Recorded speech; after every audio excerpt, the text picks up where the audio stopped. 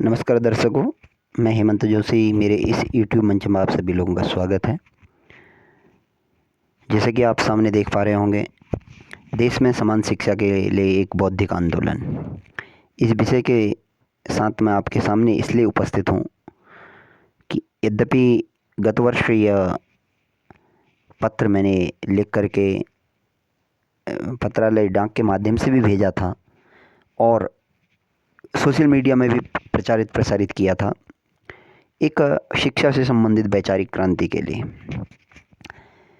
मैं कई वर्षों से इस बात को देश के लिए या देश के सामने उठाते रहा हूँ अपने प्लेटफॉर्म्स के माध्यम से, चाहे वो लेख हो, चाहे सोशल मीडिया हो, चाहे विभिन्न पत्र पत्रिकाओं के माध्यम से हो। यहाँ तक कि इस प्रकार का लेख जो देश की बड़ी प्रसिद्ध पत्रिका है प्रतियोगिता दर्पण, शिक्षा का अधिकार या समान शिक्षा का अधिकार शीर्षक से युक्त लेख, उसमें भी मेरा कई वर्ष पूर्व प्रकाशित हुआ था और उसमें भी यही वर्णन था सब। बड़ा दुख का विषय है, दुर्भाग्य का विषय है हमारे देश में जब भी लोकसभा चुनाव होते हैं या राज्यों के विधानसभा चुनाव होते हैं, राजनीतिक दलों के जो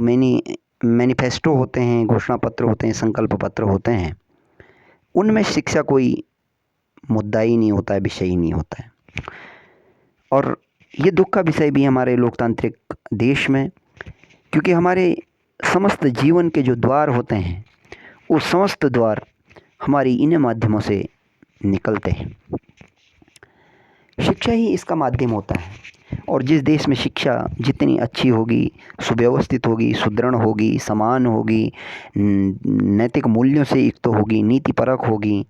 और सरकारों के द्वारा नियंत्रित होगी, उस देश में उतना ही व्यक्ति का जो जीवन है वो अच्छा होगा और जो समस्याएं हैं वो समस्याएं अपने आप में कम हो जाती हैं। क्योंकि भगवान कृष्ण ने भी अर्जुन को उपदेश करते हुए बताया है कि जो शिक्षा है, ज्ञान है, ये दुनिया में समस्त वस्तुएं जितनी भी भौतिक और अभौतिक या आध्यात्मिक जितनी भी हैं, उस समस्त वस्तु में जो ज्ञान है वो ज्ञान ही पवित्रतम है। नहीं ज्ञानेन सदृशम पवित्रमिह विद्यते। और जब हमारे देश में शिक्षा विभिन्न रूपों में बटी हुई हो, कैसे हम भारतीय संविधान की जो मूल प्रस्तावना में समानता की बात वर्णित है, कैसे हम समानता के संबंध में सोच सकते हैं, कैसे वो भावना फलवती हो सकती है। तो इसी को लक्षित करते हुए मेरे विगत कई वर्षों से ये मेरा भाव रहा है कि भारतीय संविधान की मूल भावना को दृष्टिगत रखते हुए, ऐसा नहीं कि हम कुछ भी लिख दें, कुछ भी बोल दें, क्योंकि हमारा लोकतांत्रिक देश है, संविधान से यह देश चलता है और संविधान में प्रत्येक नागरिक के लिए मौलिक अधिकार भी निर्धारित किए हैं और कहीं पे इस प्रकार के सरकार आदेश नहीं कर सकते, कानून नहीं बना सकती है जिसमें किसी व्यक्ति के मौलिक अधिकार का उल्लंघन हो जाता हो। तो ये जो पत्र आपको सामने दिख रहा है, ये पूरा पत्र संविधान की मूल भावना पे लिखा हुआ है। क्योंकि हम ज़्यादा कुछ कर नहीं सकते हैं, हम अपनी बुद्धि के माध्यम से कुछ वैचारिक क्रांति कर सकते हैं, हम लेख लिख सकते हैं। हमारी जो राजनीतिक दलों से जुड़े हुए राजनेता लोग हैं, जो सरकारों को चलाते हैं, संचालित करते हैं, क्या पता कहीं इस प्रकार के जो वैचारिक क्रांति है, इस प्रकार के लेख हैं, पत्र हैं, आने वाले समय में कहीं न कहीं उनके मनो मस्तिष्क में ये बातें रहें। क्योंकि हमारे देश में यदि बात करें तो गरीब और अमीर के नाम से दो प्रकार की शिक्षा विकसित हुई है, पल्लवित हुई है और आगे को बढ़ रही है, और जिससे देश में खाई बढ़ते जा रही है और वो एक लोकतांत्रिक गणराज्य में अच्छी बात नहीं है। तो मैंने इसी उद्देश्य से ये पत्र लिखा और मैं चाहूँगा कि आप लोगों के पास जितने भी माध्यम हैं, उन माध्यमों से इस जो समान शिक्षा से संबंधित एक बौद्धिक आंदोलन है, इसको प्रचारित करें, इसकी चर्चाएं करें क्योंकि जब प्रचारित करेंगे, प्रसारित करेंगे, चर्चाएं करेंगे, तो कहीं न कहीं जो हमारे नीति निर्माता हैं, हमारे जो राजनीतिक दल हैं, कहीं न कहीं उन तक ये बात पहुंचेगी। तो मैंने इस पत्र में प्रधानमंत्री जी को, शिक्षा मंत्रियों को, राज्यों के, भारत के शिक्षा मंत्री, माननीय मुख्यमंत्री जी, इन सभी लोगों को ये संबोधित करते हुए पत्र लिखा था। महोदय, वर्तमान में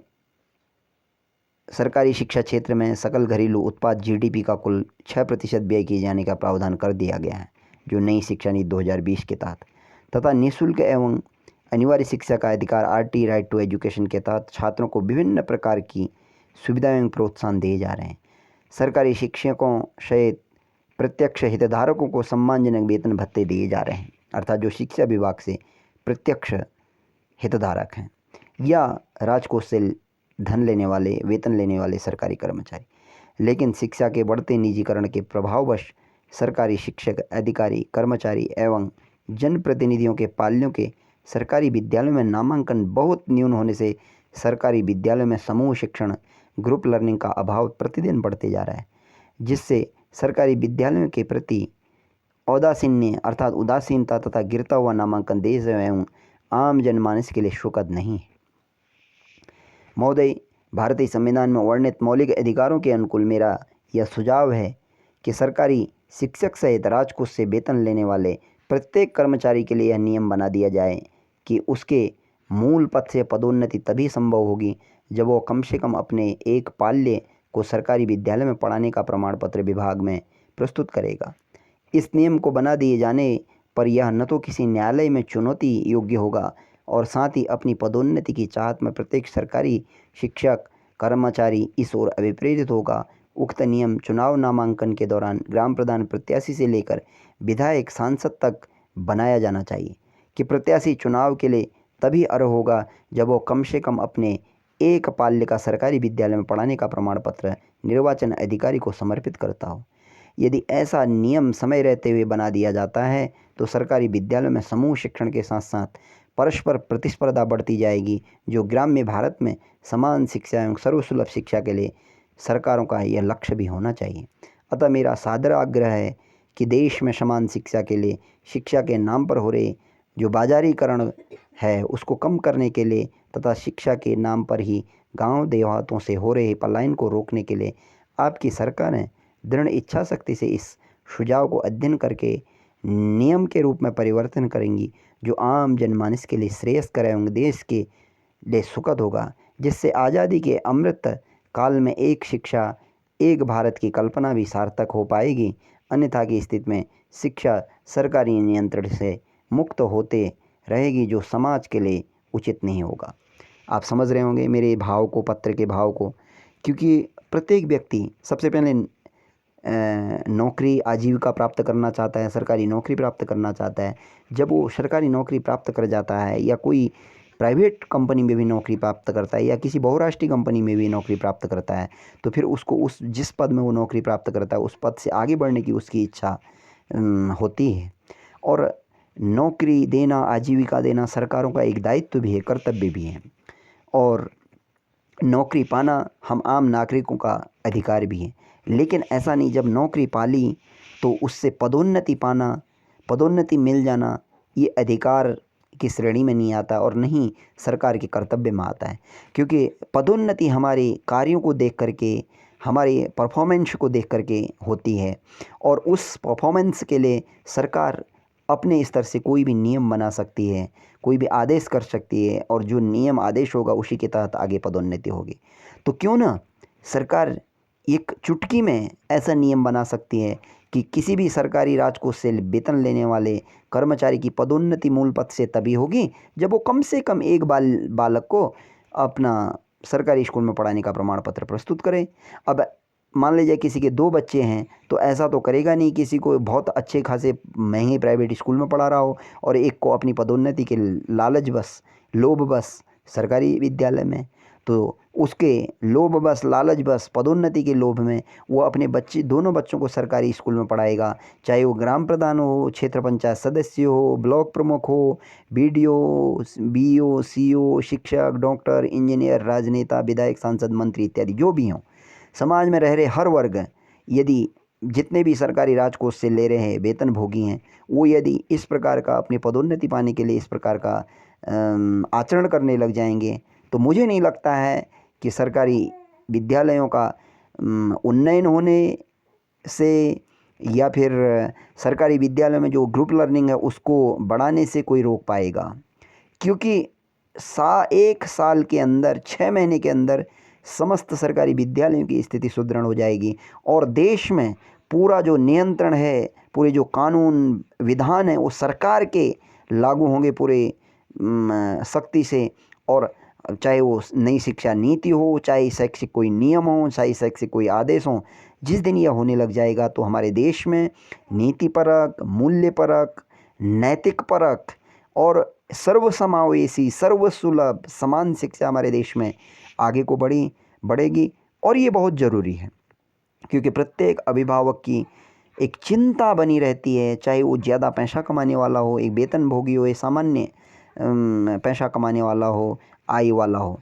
वो पहले अपना करियर बनाता, अपना करियर नहीं बनता तो फिर अपने बच्चे को बहुत अपना खाना न खा करके, अपने वस्त्र अच्छे न पहन करके, अपना जो जीवन है उसमें हर जगह कमियां करके अपने बच्चे को कहीं प्राइवेट महंगे स्कूल में पढ़ाने की सोचता है, लेकिन उसके बाद आउटपुट शून्य होता है। तो न उसका पैसा बचता है, न उसका बच्चा कोई विशेष कर पाता है। तो इस स्थिति में यदि शिक्षा, वैसे भी सरकार का विषय है शिक्षा, स्वास्थ्य, ये प्राथमिक आवश्यकताओं में से हैं हमारे प्रत्येक नागरिक के, और शिक्षा, स्वास्थ्य प्रत्येक सरकार का, चाहे राज्य सरकार हो, केंद्र सरकार को, उसका सुव्यवस्थित रूप से, सुदृढ़ रूप से, विधिवत देने का कर्तव्य होता है, दायित्व होता है। तो सरकारों के द्वारा ये प्रावधान करना चाहिए कि ये जो समान शिक्षा हो देश में, अर्थात सभी वर्ग के लिए एक जैसी शिक्षा, इसके लिए कानून बनाए। और मैं नहीं समझता हूँ ये किसी न्यायालय में चुनौतीपूर्ण होगा, चैलेंजेबल होगा, क्योंकि इसमें किसी के भी मौलिक अधिकार का हनन नहीं हो रहा है। और यदि ऐसा हो जाए, मैं सपने देखता हूँ लगभग पिछले 14-15 वर्ष से, जब से शिक्षा जगत से जुड़ा हूँ ज़्यादा, तब से मैं ये मांग उठाते रह रहा हूँ कि इस प्रकार का कानून बनना चाहिए। लेकिन हम जैसे एक सामान्य लोगों की, अल्पज्ञ लोगों की बात कौन सुनेगा? क्योंकि नीति निर्माता तो अलग हैं, नीतियों को बनाने वाले, क्रियान्वयन करने वाले लोग तो और हैं, जिनका इस क्षेत्र में कोई सारोकारी विशेष नहीं रहता है। क्योंकि हमें गांव गधेरों के रहने वाले उस एक निर्धन बच्चे के बारे में सोचना होगा कि वो क्यों नहीं देश की सबसे प्रतिष्ठित सेवा में आगे बढ़ सकता है, क्यों नहीं वो देश का प्रधानमंत्री बन सकता है, क्यों नहीं वो सभी क्षेत्रों में आगे बढ़ सकता है। क्योंकि बढ़ेगा तब जब हमारे देश में समान शिक्षा होगी। दिल्ली में रहने वाले बच्चे को भी वही शिक्षा मिल रही होगी, उत्तराखंड में के पर्वतीय क्षेत्र में रहने वाले बच्चे को भी वही शिक्षा मिल रही होगी, और दक्षिण भारत के किसी राज्य में रहने वाले और किसी जिला विशेष में रहने वाले, किसी गांव विशेष में रहने वाले बच्चे को भी वही शिक्षा मिल रही होगी।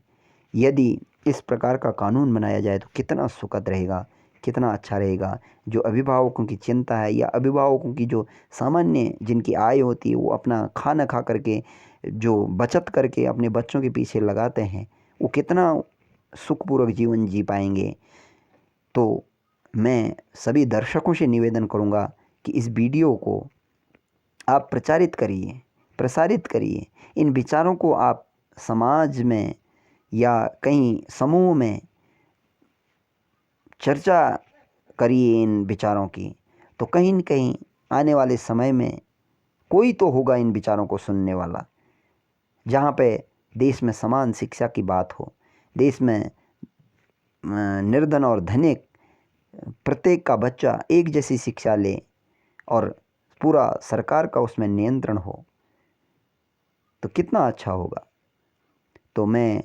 अपने इस पत्र के माध्यम से अपने विचारों को यहीं पे विराम देता हूँ। अगले किसी नई विषय के साथ आपके सामने उपस्थित होऊंगा। धन्यवाद, नमस्कार, शुभ रात्रि।